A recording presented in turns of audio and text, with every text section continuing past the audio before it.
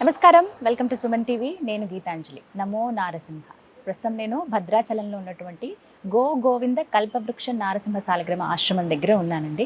ఈ ఆశ్రమ నిర్వాహకులు డాక్టర్ కృష్ణ చైతన్య స్వామి ప్రస్తుతం మనతో పాటు ఉన్నారు. వారితో మాట్లాడదాని వచ్చాను. శ్రావణ మాసంలో ఎలాంటి కార్యక్రమాలు ఇక్కడ జరుగుతున్నాయని చెప్పి. ఆశ్రమం గురించి చాలామందికి తెలిసిందే.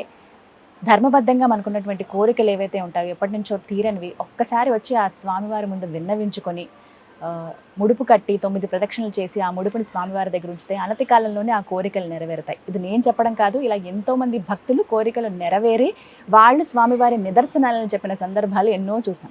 అందులో భాగంగా ఇక్కడ ఎప్పుడూ నిత్యం పూజా కార్యక్రమాలు జరుగుతాయి, విశేషమైన పూజలు కూడా జరుగుతాయి. ప్రతి ఒక్కటి కూడా భక్తులకి వాళ్ళ సౌకర్యార్థం, వాళ్ళకి ఏ విధమైన పూజలు చేస్తే మంచి జరుగుతుంది అనేది ఎప్పుడు ఆలోచిస్తూనే ఉంటారు కృష్ణ చైతన్య స్వామి వారు. అయితే ఈ శ్రావణ మాసంలో చేసేటువంటి పూజల గురించి స్వామి మాటలో విని తెలుసుకుందాం. గురుగారు నమస్కారం అండి. నమస్కారం. శ్రావణ మాసం వచ్చేసింది. మాసమే చాలా విశేషం అండి. ప్రతిరోజు ఏదో ఒక పండగ ఉంటూనే ఉంటుంది. అయితే మరి ఇక్కడ ప్రత్యేకించి మన ఆశ్రమంలో స్వామివారి సన్నిధిలో జరిగేటువంటి కార్యక్రమాలు ఏమిటి? తప్పకుండా. అంటే ప్రతినిత్యం అంటే శ్రావణ మాసంలో ప్రతినిత్యం కూడా చాలా విశేషమైనటువంటి కార్యక్రమం ఉంటాయి. ముందుగా శ్రావణము అంటే శ్రవణ నక్షత్రంతో పౌర్ణమి ఏదైతే కలిసి ఉంటుందో దానికి శ్రావణ మాసము అని పేరు. మనకున్నటువంటి నవవిధ భక్తి మార్గాల్లో శ్రవణము అనేటువంటిది చాలా గొప్పది. అంటే భగవంతుడి యొక్క వైభవం గురించి ఎవరైనా చెప్తుంటే దాన్ని విన్నా కూడా మనం పుణ్యాత్ములు అవుతాము, మన పాపాలు పటాపంచలు అవుతాయని చెప్పి పేరం. అలాంటిది అత్యద్భుతమైనటువంటి ఈ యొక్క మాసంలో మనం నార్మల్గా కూడా తెలుగు నెలల్లో 5వ నెల చాలా విశేషమైనటువంటిది. ఉగాది నుంచి తీసుకుంటే మనకు 5వ నెల. ఇది 5వ నెల అనేటువంటిది సంతానానికి సంబంధించినటువంటి నెల. నార్మల్గా మన జాతకరీత్యా సంతానానికి సంబంధించినటువంటి స్థానం అది. ఈ శ్రావణ మాసంలో చేసేటివన్నీ కూడా ఎలా ఉంటాయంటే మన కుటుంబ వృద్ధి కోసం ఉండేటువంటి కార్యక్రమం. చాలా వరకు కూడా మన శ్రావణ మాసం తీసుకుంటే శ్రీమూర్తులు చేసేటువంటి ప్రతి పూజ శ్రావణ మాసంలో శ్రావణ సోమవారాలు, శ్రావణ మంగళవారాలు, శ్రావణ శుక్రవారాలు, శ్రావణ శనివారాలు, ఇలా ప్రతిదీ కూడా అంటే వారంలో ఒక 4 రోజులు విశేషకరమైనటువంటి రోజులే ఈ శ్రావణ మాసంలో ఉన్నాయి. దానికి తోడు మళ్ళీ ఏకాదశి, శ్రావణ మాసంలో ఏకాదశి, పౌర్ణమి తిథులు, ఇలా చాలా. తర్వాత మళ్ళీ కృష్ణాష్టమి, ఇలా ఏవి తీసుకున్నప్పటికీ కూడా శ్రావణ మాసంలో అద్భుతమైనటువంటి అనుగ్రహాన్ని కలిగించేటువంటి మాసము అని దీనికి పేరు. అయితే శ్రావణ మాసంలో ఇక్కడ ఏం చేస్తున్నాం అసలు? ఈ శ్రావణ మాసం సందర్భంగా జరిగేటువంటి కార్యక్రమాల వివరాలు తీసుకుంటే మొట్టమొదటిగా శ్రావణ మాసంలో ఫస్ట్ శుక్రవారమే గరుడ పంచమి వచ్చిందమ్మా. మొదటి శుక్రవారం గరుడ పంచమి 9వ తారీఖు, ఆగస్టు 9వ తారీఖు వస్తుంది. గరుడ పంచమి అనేటువంటిది చాలా విశేషమైనటువంటి రోజు. ఫస్ట్ ఆ రోజు చాలా విశేషంగా స్వామివారికి హోమం, అభిషేకం ఇవన్నీ కూడా ఉన్నాయమ్మా. మొత్తం మాసం అంతా కూడా ప్రత్యేకమైనప్పటికీ మొదటి శుక్రవారమే చాలా విశేషంగా చాలా చాలా శ్రావణ మాసంలో శుక్రవారాలు చాలా అద్భుతంగా. అంటే శ్రావణ శుక్రవారం అనేటప్పటికి ఏమవుతుందంటే మన ఇంట్లో ఎంత ఇబ్బందికరమైనటువంటి పరిస్థితులు ఉన్నప్పటికీ కూడా ఆ రోజు లక్ష్మీ ఆరాధన చేయాలి అనేటువంటిది ప్రతి ఇంట్లో ఉంటుంది ఖచ్చితంగా. అంటే లక్ష్మీ అమ్మవారిని విశేషంగా ఆరాధిస్తే మన కుటుంబం యొక్క వృద్ధి ఉంటుంది. అంటే మన కుటుంబం ఎప్పుడైతే వృద్ధిలోకి రావాలి అంటే స్త్రీమూర్తులు ఈ శ్రావణ మాసం అంతా కూడా ఒక నియమంగా ఆచరిస్తూ అమ్మవారిని అనుగ్రహాన్ని కాంక్షిస్తూనే ఉంటారు. అది మొదటి శుక్రవారం రోజు గరుడ పంచమి సందర్భంగా సంతానం కోసం ప్రత్యేకంగా హోమం ఇలాంటి కార్యక్రమాలు ఇక్కడ చేస్తుంది. అదేవిధంగా శ్రావణ శుక్రవారం అంటే 2వ శుక్రవారం వరలక్ష్మి వ్రతం రోజు విశేషమైనటువంటి మహాలక్ష్మి హోమం చేస్తున్నాం. అంటే ఈ 4 శుక్రవారాల్లో ప్రత్యేకంగా లక్ష్మీ హోమం చేస్తున్నాం. అంటే ఎందుకంటే వివిధ ప్రాంతాల నుంచి వచ్చేటువంటి భక్తులు ప్రత్యేకంగా అమ్మవారి యొక్క అనుగ్రహానికి, కల్పవృక్షం యొక్క అనుగ్రహాన్ని తీసుకోవడానికి ఇక్కడ చాలా మంది రోజు వస్తూనే ఉంటారు. దానికి అనుగుణంగా మనం ఈ శ్రావణ మాసంలో 4 శుక్రవారాలు ప్రత్యేకమైనటువంటి పూజా విధానం. అయితే ఇక్కడ శ్రావణ మాసంలో శ్రావణ మంగళవారాలు కూడా చాలా విశేషం. అంటే మంగళగౌరి వ్రతం చేసుకుంటుంటారు. అంటే ఫస్ట్ పెళ్ళైనటువంటి వాళ్ళు కొత్తగా అంటే భగవంతుడి సన్నిధిలో శ్రావణ మంగళవారం అంటే నార్మల్గా కూడా మంగళవారం స్వామికి ఇక్కడ చాలా ప్రీతికరంగా స్వామివారికి అభిషేకం. ఎవరైతే మంగళవారం రోజు శ్రావణ మంగళవారం రోజు దంపతులు వచ్చేటువంటి వాళ్ళు కానీ ప్రత్యేకంగా ఆర్థికంగా ఉండేటువంటి వాళ్ళు ఎవరైనా ఇబ్బంది ఉండేటువంటి వాళ్ళు స్వామివారిని దర్శిస్తే అద్భుతమైనటువంటి ఫలితాన్ని కూడా మనకు వస్తుందమ్మా. ఇక్కడ ఈ విధంగా గరుడ పంచమి అన్నారు. అసలు ఏమిటి గరుడ పంచమి విశిష్టత ఏంటి? ఆ రోజున అసలు ఏం చేస్తారు? ప్రత్యేకంగా ఇక్కడ ఆశ్రమంలో జరిగేటువంటి పూజా కార్యక్రమాలు ఏంటి చెప్పండి. గరుడ పంచమి అనేటువంటిది శ్రావణ మాసంలో 5వ రోజు, శ్రావణ శుద్ధ పంచమి. అంటే చాలా ప్రాంతాల్లో శ్రావణ మాసంలో చవితి రోజు నాగుల చవితి గాను, అంటే ఈ ప్రాంతంలో మనం కార్తీక మాసంలో చేస్తాం కదా, అలాగా గరుడ పంచమి అనేటువంటిది అంటే చాలా ప్రాంతాల్లో శ్రావణ శుద్ధ చవితి ఏమో నాగుల చవితి గాను, శ్రావణ శుద్ధ పంచమినేమో గరుడ పంచమి గాను చేస్తారమ్మా.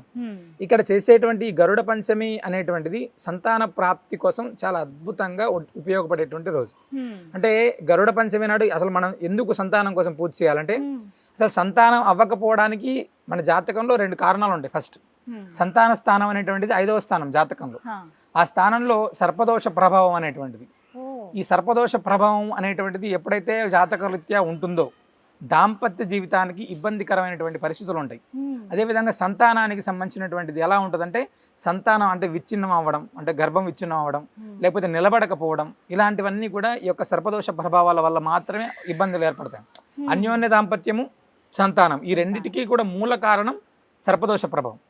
ఒక కుటుంబం అనేటువంటిది ఎత్తుకు ఎదగాలి అని ఎంత తాపత్రయపడితే అంత దిగుతూ ఉంటారు.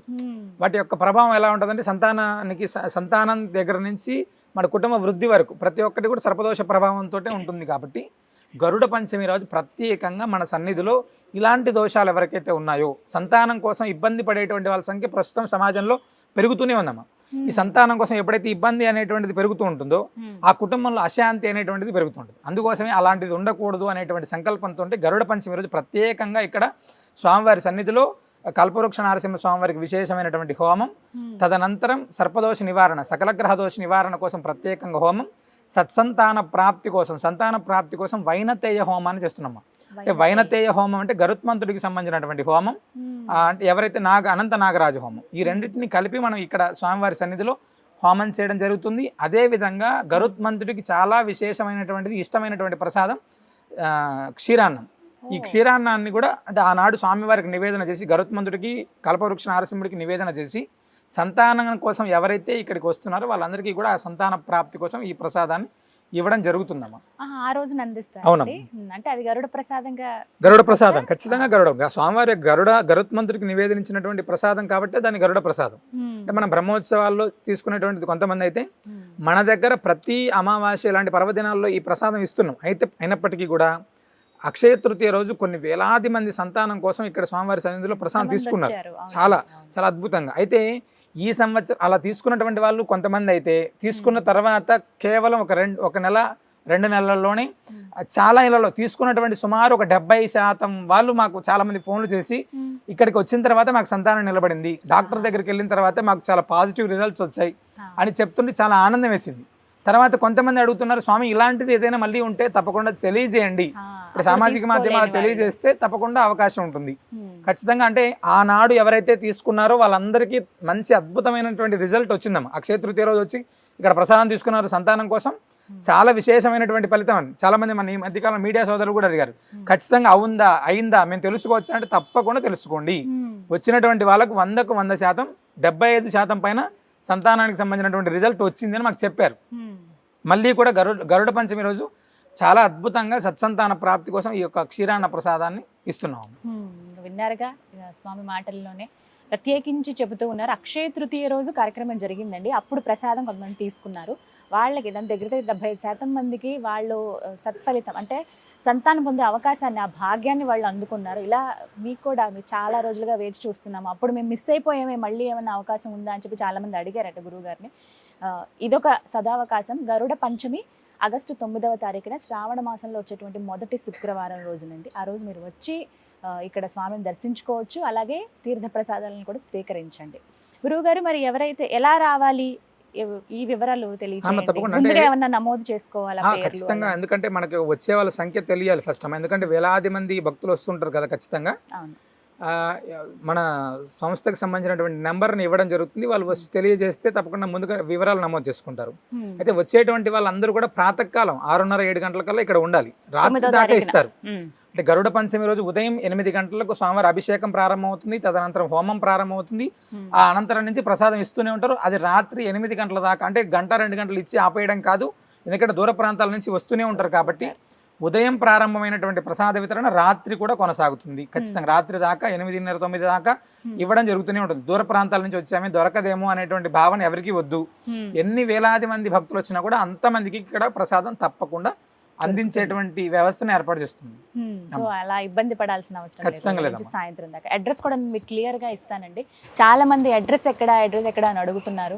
వీడియో పూర్తిగా చూస్తే మీకు అడ్రస్ అర్థమవుతుంది. లేదు ఒకవేళ మధ్యలో ఏమైనా ఇబ్బందికరంగా పరిస్థితి ఏమైనా ఉండి చూడలేకపోతే కనుక మళ్ళీ అడ్రస్ చెప్తున్నాను.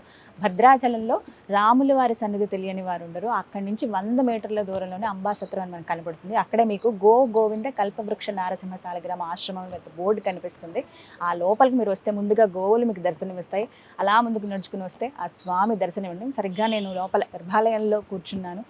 మరొక్క మాట ఏంటంటే చాలా మంది అడుగుతున్నారు ఇక్కడ ముడుపులు కూడా ప్రత్యేకం కదా అని చెప్పి. ఆ మాటలు కూడా గురువుగారి మాటలు విన్నాం. ముడుపుల గురించి ఆ రోజున వచ్చి ముడుపు కట్టుకోవచ్చా అండి? ఖచ్చితంగా. అంటే చాలా మంది సంతానం కోసం హోమం వచ్చే కంటే ముందే స్వామివారి అభిషేక సమయంలోనే ఆ వచ్చేటువంటి ప్రతి ఒక్కరికి కూడా ముడుపు కట్టించిన తర్వాతనే మనం స్వామివారికి ప్రదక్షిణ, తదనంతరం హోమం ప్రారంభమవుతుంది. అంటే రాత్రి దాకా ఎప్పుడు వచ్చినా కూడా స్వామివారికి ముడుపు కట్టుకోవడం, ముడుపు కట్టిన తర్వాతనే ఈ సంతానానికి సంబంధించినటువంటి ప్రసాదం కూడా ఇవ్వడం జరుగుతుంది. అంటే ముడుపు ఇక్కడ కడితే ఖచ్చితంగా సంకల్పాలు నెరవేరుతాయి. మీరు వచ్చే కంటే ముందు ఒక 5 నిమిషాల ముందు ఒకే కుటుంబంలో ఇద్దరు అన్న తమ్ముళ్ళు ఒక ఉద్యోగానికి వెళ్ళారు. ఉద్యోగాల కోసం ఇంటర్వ్యూకి వెళ్తే ఇద్దరికి ఉద్యోగం వచ్చింది. ఆయన చాలా ఆనందంగా చెప్పారు మాకు ఉద్యోగం వచ్చింది స్వామి వామర్దేలు కేవలం 30 రోజుల్లోనే ఇక్కడ స్వామివారికి దండం పెట్టుకుని వెళ్ళాం వచ్చింది. అలాంటిది మేము ప్రతినిత్యం కూడా అంటే స్వామి సన్నిధిలో ముడుపు కట్టామా ఇప్పటికీ ఖచ్చితంగా ఇప్పుడు ఇందాక కట్టినామా ఇలా కాసేపు స్వామి దగ్గర ఉంచి ఆ తర్వాత స్తంభాన్ని కట్టడం, లేకపోతే స్వామివారి అంటే ఎక్కువ అవుతే స్వామివారి పక్కన పెట్టడమే ఉంటుంది. ఇక్కడ కూడా ఇక్కడ ముడుపు కడితే 100కు 100% పని అవుతుంది. ఇక్కడ ముడుపు కడితే స్వామివారి అనుగ్రహం పరిపూర్ణంగా మన ఇంటికి వచ్చినట్టే. అది ఒక్కటే అందరూ చాలా మంది ఇదే మమ్మల్ని కూడా అడుగుతున్నారండి నిజమా అని. నేను ముడుపు కట్టాను, నా కోరిక తీరిందని నేను ఫస్ట్ వీడియోలోనే చెప్పాను. ఆ తర్వాత మా ఆఫీస్లో వాళ్ళు కావచ్చు, నాతో పాటు ఉన్న స్టాఫ్ కానీ ఇలా చాలా మంది అడుగుతున్నారండి. మీరు రండి ఒకసారి ఆశ్రమం దగ్గరికి వచ్చిన తర్వాత మీకు అర్థమవుతుంది. ఆ పాజిటివ్ ఎనర్జీ మీరు అందుకోగలుగుతారు. ఏదో తెలియని భావన ఉంటుంది లోపలికి అడుగు పెట్టగానే. గోవిందుని ఏకకాలంలో మనం పూజించుకునేటువంటి, దర్శించుకునే, సేవ చేసుకునే మహద్భాగ్యాన్ని ఇక్కడ మీరు అందుకోవచ్చు. 9 ప్రదక్షిణలు చేయాలి, ముడుపు కట్టాలి. ఆ ముడుపు ధర్మబద్ధంగా ఉన్నటువంటి ఒక సంకల్పం ఏదైనా ఒక కోరిక మీకు ఎప్పటి నుంచో తీరింది ఆ కోరిక ఉంటే అది స్వామి ముందు ఉంచండి. అనతి కాలంలోనే ఖచ్చితంగా ఆ కోరిక నెరవేరుస్తాడు ఆ లక్ష్మీ నారసింహుడు. గురుగారు ఇంకా ఏం పూజలు చేస్తున్నారండి శ్రావణ మాసంలో? శ్రావణ మాసంలో హయగ్రీవ జయంతి అమ్మ 19వ తారీఖు శ్రావణ పౌర్ణిమ. అంటే ఆ రోజు హయగ్రీవ జయంతి, రాఖీ పౌర్ణిమ 2 కలిసి ఉన్నటువంటి రోజు. అంటే శ్రవణ నక్షత్రం పౌర్ణమితో కలిసి ఉంటేనే శ్రావణ మాసం కదా. హయగ్రీవుడి యొక్క జన్మ నక్షత్రం కూడా శ్రవణ నక్షత్రం. అంటే సకల విద్యాధినాథుడు హయగ్రీవుడు. అంటే సరస్వతీదేవికి, మేధా దక్షిణామూర్తి వీళ్ళందరికీ కూడా విద్యను ప్రసాదించినటువంటి దేవదేవుడు హయగ్రీవ స్వామివారు.